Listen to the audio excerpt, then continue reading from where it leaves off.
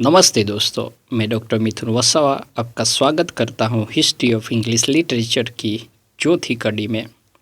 दोस्तों, हेंगेस्ट और होर्सा जैसे वीर योद्धाओं की कौम यानी एंग्लो सैक्सन लोग प्रकृति और मूर्ति पूजक थे। आखिर ऐसा क्या हुआ उन लोगों के साथ जो आगे जाके ईसाई धर्म का प्रचारक बने? चलिए इस कहानी की शुरुआत करते हैं। कहानी शुरू होती है प्राचीन रोमनों के साथ, जो अपने साथ ब्रिटिश द्वीप पर ईसाई धर्म लेकर आए। ईसाईयत का आगमन का यह पहला चरण था। रोमन 43 ईस्वी से 410 ईस्वी तक ब्रिटिश द्वीप पर रहे, मगर ईसाईयत का प्रभाव और उपस्थिति अल्पकालिक रही। 449 से शुरू हुई मूर्ति पूजक यानी पेगान एंग्लो सैक्सनों के आगमन ने ब्रिटेन्स को वेल्स की ओर खदेड़ दिया और ईसाईयत की चमक फीकी पड़ गई। फिर दूसरे चरण में 597 ईस्वी में पोप ग्रेगरी द ग्रेट ने एक मिशन भेजा, जिसका मकसद था ईसाईयत को प्रचार करना। इस बार धर्म धीरे धीरे लेकिन लगातार फैला। दूसरे चरण में ऑगस्टीन के नेतृत्व में ईसाई मिशनरी केंट के एप्सफ्लीट में उतरे, उस स्थान पर जहां 50 साल पहले हेंगेस्ट और होर्सा उतरे थे। सबसे पहले केंट के राजा एथलबर्ट ने ईसाईयत अपनाई और उनके राज्य ने उनका अनुसरण किया। धीरे धीरे अन्य राज्य भी इस राह पर चले। अंतिम व्यक्ति जो परिवर्तित हुआ वो था मर्सिया का राजा पेंडा, जिसने 13 साल तक इस धर्म का विरोध किया। 655 में विनवेट की जंग में उसकी मृत्यु हुई और उसके बाद उसके अनुयायी ईसाई बने। इस बीच आयरलैंड से सेल्टिक मूल के कुछ ईसाई मिशनरी स्कॉटलैंड में बसे। 634 में सेंट एडन एक स्कॉट आयोना से आया और लिंडिसफार्म में एक मठ स्थापित किया। मगर रोमन और सेल्टिक चर्च की कुछ प्रथाएं एक दूसरे से भिन्न थी। 664 में विटबी में एक सिनोड आयोजित हुआ, जिसमें इन मतभेदों पर विचार किया गया। नॉर्थम्बरलैंड के राजा ओसवी, जो विनवेट की जंग में पेंडा को हराकर मर्सिया के राजा ब्रेटवेल्टा बने थे, उन्होंने रोमन चर्च के पक्ष में फैसला सुनाया। ओसवी उस वक्त एक महत्वपूर्ण शाही व्यक्ति थे और उनकी पसंद ने ब्रिटेन के धार्मिक इतिहास में गहरा महत्व रखा।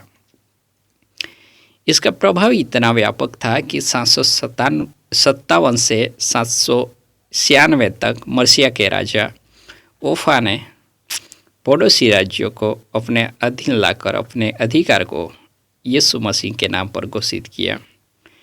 राजा अल्फ्रेड ने भी 878 में वेडमर की संधि के हिस्से के रूप में डेनिश सरदार गुथरम को ईसाईयत अपनाने को कहा था। इस तरह ब्रिटिश द्वीप पर ईसाईयत आ बसी। चर्च की स्थापना तो हो गई, मगर वो एकीकृत नहीं था। कई राज्य थे और प्रत्येक का अपना चर्च था।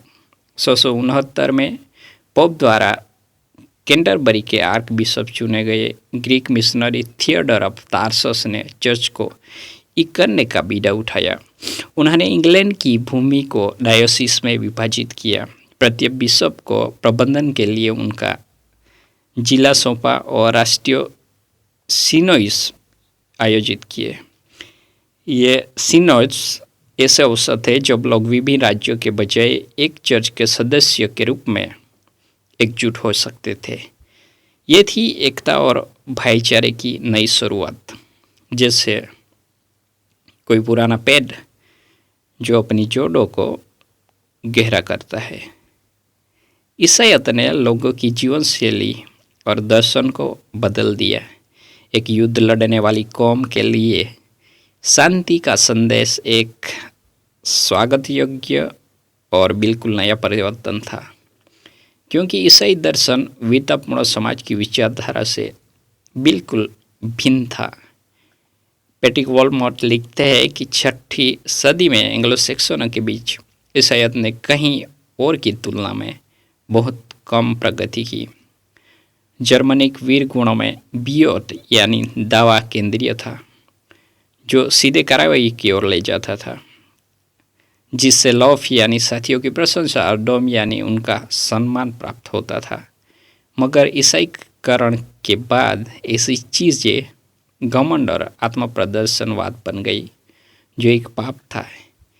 इसी तरह सुपरबिया गर्व, जो एंग्लो सैक्सन सामाजिक नैतिकता का एक अनिवार्य हिस्सा था, ईसाई विनम्रता ह्यूमिलिटास ये बिल्कुल विपरीत था।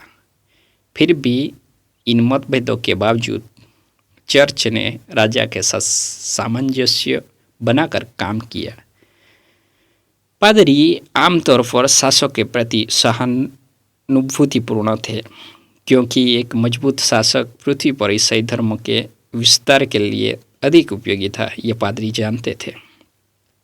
राजा भी एक संगठित चर्च के लाभों का उपयोग अपने प्रशासनिक कार्य और साम्राज्यवादी उद्देश्यों को आगे बढ़ाने के लिए करते थे। जैसे जैसे इतिहास आगे बढ़ा, राजा न्यायपूर्ण युद्ध में संलग्न होने लगे, ताकि ईश्वर का वचन यानी ईसाईयत फैलाई जा सके।